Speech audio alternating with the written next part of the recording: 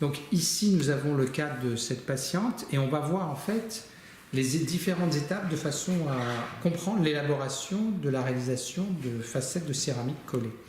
Donc cette patiente présente des usures importantes au niveau des centrales et latérales, un peu moins importantes au niveau des canines. Et nous allons réaliser des préparations à minima dans le but de pouvoir faire des facettes de céramique. Voilà la photo qui montre la fin de préparation. On voit qu'on reste dans les limites le plus possible de la couche d'émail, de façon à pouvoir obtenir une bonne adhésivité, c'est-à-dire en fait un bon collage des facettes sur la dent, enfin chacune des facettes sur la dent. Nous allons pouvoir voir après ce qui se passe à l'étape suivante, c'est-à-dire l'empreinte. On remarquera qu'on a sur chacune des empreintes ici des bords qui sont très très nets, ce qui vont permettre au laboratoire de pouvoir visualiser les limites des préparations. Le céramiste va alors préparer dans un second temps le modèle. Il va utiliser des pins en zircone de façon à ce qu'on puisse utiliser l'ensemble de pins et matériaux réfractaires pour pouvoir cuire la céramique dans le four.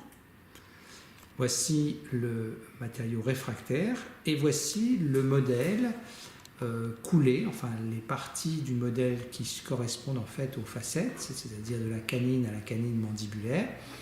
On voit ici les pins en zircone et là, pour l'instant, c'est un ensemble complet qui ne peut pas être séparé. La seconde étape va consister à séparer les différentes dents les unes des autres pour pouvoir obtenir ce que l'on a là maintenant, c'est-à-dire finalement des pins qui vont être individualisés. Le céramiste va alors détourer le trop-plein de matériaux réfractaires de façon à ce qu'on puisse réaliser un modèle complet en plâtre avec les matériaux réfractaires correspondant uniquement aux dents qui ont été préparées. C'est ce que l'on voit maintenant. On repositionne chacun des die à l'intérieur de l'empreinte et puis on va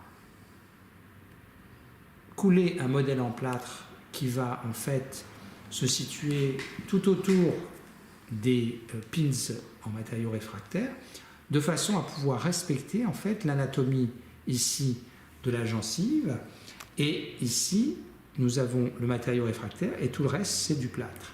Lorsque l'on pousse chacun des die, on peut voir qu'on peut sortir les die de façon à ce que on puisse monter la céramique et la cuire au four.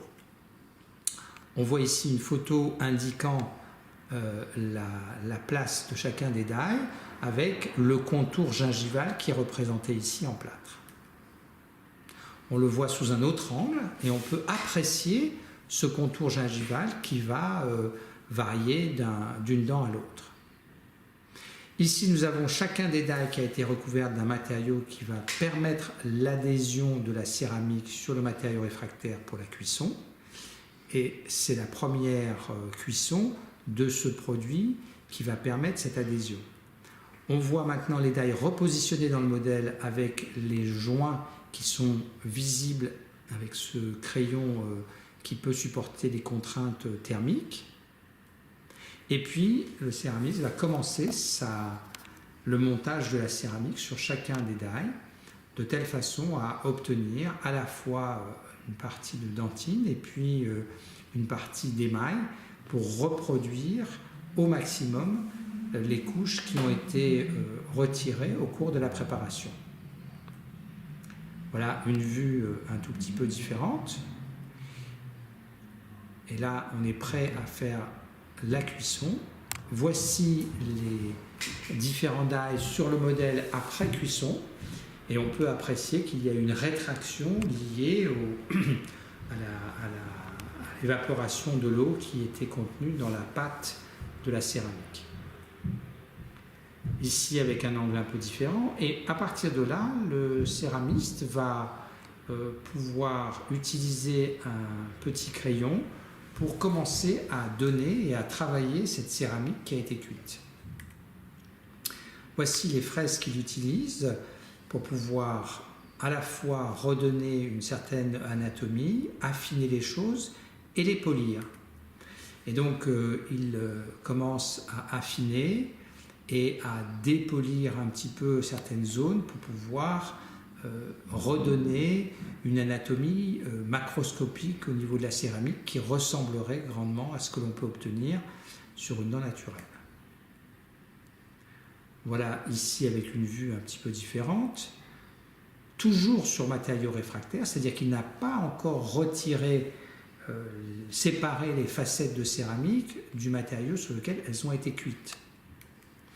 Là en revanche, après avoir retiré tout le matériau réfractaire, il y a la finition, le polissage, et là vous avez les 6 facettes qui sont montées sur les dalles en plâtre. C'est un deuxième modèle, juste pour pouvoir vérifier et terminer.